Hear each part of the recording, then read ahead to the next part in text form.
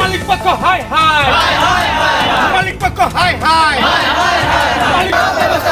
কোম্পানিৰ ব্যবস্থা কৰো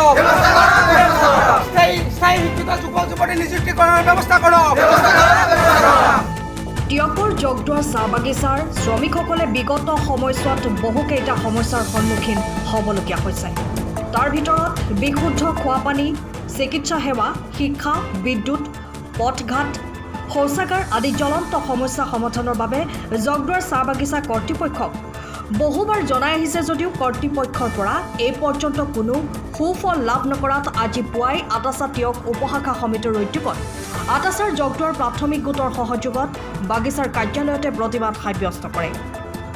অসম চাহ শ্ৰমিক নিযুক্তি মজুৰি আইন অনুসৰি নিয়মীয়া মজুৰি প্ৰদান কৰা, বাগিচাৰ চিকিৎসা সেৱা উন্নত কৰা, শিক্ষিত বাগিচাৰ যুৱক যুৱতীক সংস্থাপিত কৰা, বাসগৃহসমূহ মেৰামতি তথা উচ্ছেদিত শ্ৰমিকসকলৰ গৃহ নিৰ্মাণৰ ব্যৱস্থা কৰা আদিবোৰ সমস্যা মূল হিচাপে লৈ অনতি পলমে সমস্যা সমাধানৰ দাবী জনাই অন্যথা তীব্ৰ আন্দোলন গঢ় দিয়াৰ হুংকাৰ প্ৰদান কৰে সংগঠনটোৱে।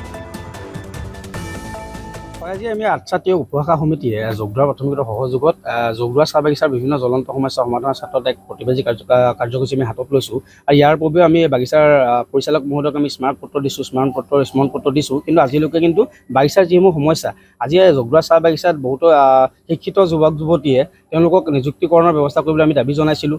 ইয়াৰ পাছতো আমি যিসমূহ বাগিচাৰ ঘৰ, সেই ঘৰসমূহ মেৰামতি কৰাৰ ব্যৱস্থা কৰিছিলোঁ।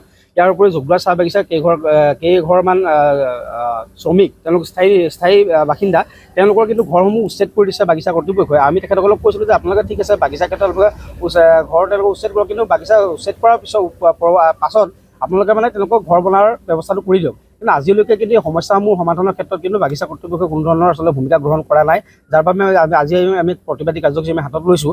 আৰু আগন্তুক সময়ত আমি আজি 15 দিনৰ সময়সীমা বান্ধি দিছোঁ, কিন্তু তেওঁলোকে যদি 15 দিনৰ ভিতৰত আমাৰ চাহ বাগিচাৰ সমস্যাসমূহ সমাধান নকৰে, তেন্তে আমি আহিবলগীয়া সময়ত বাগিচা বন্ধ কাৰ্যসূচী হাতত ল'বলৈ বাধ্য হ'ম। সমস্যাবোৰ হৈছে বিশুদ্ধ খোৱা পানীৰ সমস্যা, গৃহ মেৰামতি কৰাৰ সমস্যা বা শিক্ষিত যুৱক যুৱতীৰ নিযুক্তিকৰণৰ সমস্যা।